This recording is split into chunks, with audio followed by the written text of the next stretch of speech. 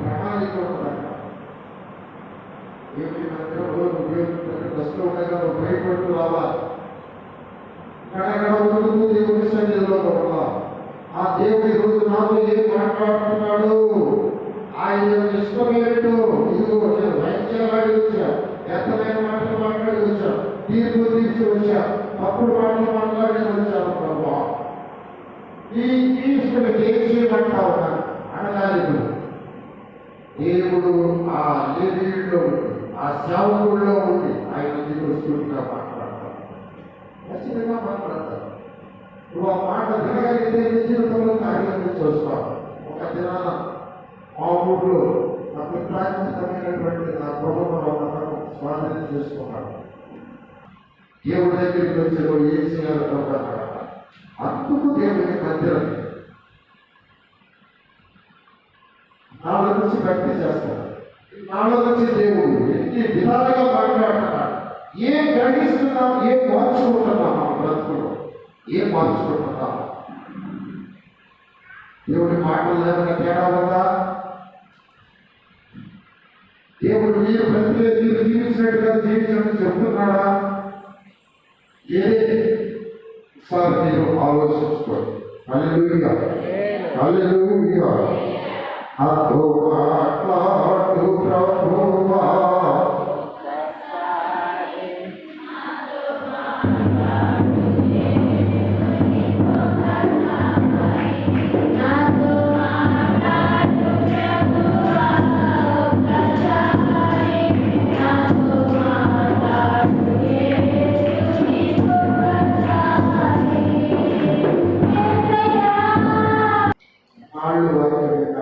జీవితాలు అలాగే ఉపయోగపడుతుంది. దానివల్ల ఉపయోగపడుతుంది. మీకు రెండు విషయాలు నేను మీతో చెప్పాను. ఒకటి చెప్పండి, రెండవది ఏం చెప్పాను, దేవుని సిద్ధాన్ని తెలుసుకోవడానికి వెళ్ళాలి. మనం దేవుని సిద్ధాన్ని తెలుసుకోవడానికి వెళ్తున్నాము, జనడానికి వెళ్తున్నాము, సమస్యలు ఇలా వీటి కోసం వస్తుంది. అంతేగాని దేవుడి సిద్ధాన్ని తెలుసుకున్నారా? ఒకవేళ తెలుసుకుంటే మార్చుకోగలరా? మార్చుకోవాలి. దేవుడి సిద్ధాన్ని తెలుసుకోవట్లేదు, మార్చుకోవట్లేదు. ఇది అయితే జరగలేదు, జరగలేదు, ఆశీర్వదిస్తాడు, నా కుటుంబ సమస్యలు తీరుస్తాడు. నేను మాత్రం మార్చుకోను. నేను వాక్యం విన్నాను, ఆ వాక్యాన్ని నేను లోపడ్డు, నా ఇష్ట ప్రకారమే నేను బ్రతుకుతాను. ఇంట్లో చెప్తాను. నేను యాకోబు వచ్చి ఆయన యాకోబు బేర్షెబా నుంచి అయితే ఆ పట్టణరాముకు వెళ్తా ఉన్నాడు. బేర్షెబా నుంచి పట్టణరాముకు వెళ్తూ ఉంటే దేవుడు ఏం చేశాడంటే, వినండి, తండ్రి గారి దగ్గర నుంచి మాట్లాడడానికి వెళ్తున్నాడు.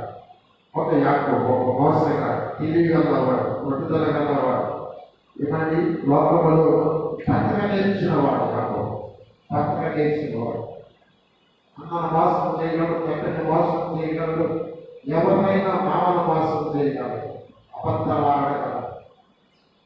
అయితే వెళ్తున్నాడు. ఎక్కడికి వెళ్తున్నాడు? పద్మరావుకి వెళ్తున్నాడు. ఎందుకు వెళ్తున్నాడు? మామూలు ఇంటికి వెళ్ళి పెళ్లి చేసుకొని బ్రదర్స్ని పరచుకుంటాడు. మానవుడి జీవితం అంటే తండ్రి దగ్గర నుంచి అత్తగారి, ఇతర మామగారి, ఇదే అక్కడికి వెళ్ళిపోయి ఇంకా పెళ్లి చేసుకోవడం, పెళ్లితో జీవితం ఫినిష్, ఇంకా సంసార జీవితం. ఇక్కడ వినండి, ఆ బేర్షెబా నుంచి బయలుదేరాడు, పట్టణరాముకి వెళ్ళాలి. పట్టణరాముకి వెళ్ళకపోతే ఇక్కడ పొద్దుగుంది. ఇక్కడ దేవుడు ఒక రాతిలో జరగబడి యాకోబులోని భారానంతా తీసేసి మాట్లాడాడు. యాకోబు, ఇదిగో ఇప్పుడు నేను ఉన్నానయ్యా, నువ్వు అక్కడికి వెళ్ళక ముందు ఇక్కడ నాకు కలుసుకో, నా మాట విను అన్నాడు. ఇచ్చిన చూపించాడు, వాగ్దానం ఇచ్చాడు, ఈ స్థలం నీకు ఇస్తాను, ఈ బిడ్డలకు ఇస్తాను, వాళ్ళు తూర్పు పడమట ఉత్తర దక్షిణం వ్యాపిస్తారు. యాకోబు, నా మాట విను. యాకోబు అంటాడు, ఈ నెడు మార్గంలో తోడైంది, ఆ మార్గంలో నువ్వు వచ్చి నన్ను ఆశీర్వదిస్తే నువ్వు నాకు దేవుడిగా ఉంటుంది, లేకపోతే నువ్వు నాకు అవసరం లేదు అన్నట్టుగా మాట్లాడతాడు. వెళ్ళిపోతారు. ఆ రాయి నిలబెట్టి దేవుడి మందిరం వెళ్ళిపోతారు. వినాలా వినాలి వెళ్ళిపోతాడు. 20 సంవత్సరాలు మోసపోయి పడుతుంటాడు. చిన్న కూతురు అంటే చాలా ఇష్టం ఆయన, కానీ పెద్ద కూతురు తీశారు. 7 సంవత్సరాలు సైకిల్ చేసి చేతులు చేస్తే అసహించుకొని అసలు మొక్క చూస్తే అసహ్యమై అలాంటి ఆయన పెళ్లి చేశాడు. 20 సంవత్సరాలు పెళ్లి చేశాడు. చూస్తే చచ్చిపోవాలని తెలిసిన యాకోబు మళ్ళీ అక్కడ నీతిమంతులు మోసం చేసినట్టే నువ్వు ఎవరికంతా నీతిమంతులు అంటే 90 సంవత్సరాలు ప్రేమించిన సంగతి పోలిస్తున్నాను. 4 సంవత్సరాలు తెలుసుకొని ఇంకా సాయం చేసి 7 మొత్తం 20 సంవత్సరాలు సాయం చేసి అంటాడు, నేను ఎంతటి ఏంటి అన్న వాడితే విషయాలు నాకు నిద్ర లేదు, నా జీవితం వివరిస్తున్నాను. ఎందుకు చెప్తున్నానంటే నీ జీవితంలో అయితే నువ్వు పుట్టింటి నుంచి పెట్టింటి దాకా వచ్చేసి అయిపోయిందనుకుంటావు జీవితం.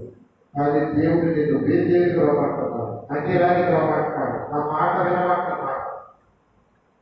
నువ్వు అక్కడికి వెళ్ళక ముందు ఇక్కడ దేవుని మాట విను, దేవుని చిత్తం తెలుసుకో. వాదోపవాదాలు, అత్యంత అత్యం, వ్యాఖ్యానికి వ్యాఖ్య, అసహ్యమైన మాటలు, తీర్పులు ఇవి కాదు. ఇక్కడ తెలుసుకోకుండా ఏంటి, అక్కడ 20 సంవత్సరాలు నాన్న బాధపడి వయసంతా అయిపోయి 10 మంది పిల్లలు వేసుకొని 4 భార్యలు వేసుకొని తెచ్చామంతా బయటికి వస్తూ ఉంటాయి. మంచిగా 65 బయట వస్తూ ఉంటాయి. వాళ్ళ అమ్మగారు ఈశావు 300 మంది తీసుకొని వస్తున్నాడు, సంతరిస్తాడు. అన్ని దేవుడు కావాల్సి వచ్చింది. ఇక్కడ ప్రార్థన చేస్తే తొడగుడు వస్త్రములు తీరుస్తాడు. చెప్తున్నాను ఎందుకు వస్తున్నామా? నలభైకి సావా, 40 సావా, 40 సావా, దేనికోసం వస్తున్నాం? బ్రతుకు మార్చుకోవా, విధానం మార్చుకోవా? దేవుడు ఎంత బ్రతకమంటున్నాడంట, బ్రతకవా మనం? దేవుని మందిరానికి వెళ్ళి దేవుని చిత్తాన్ని తెలుసుకోవడానికి రావాలి.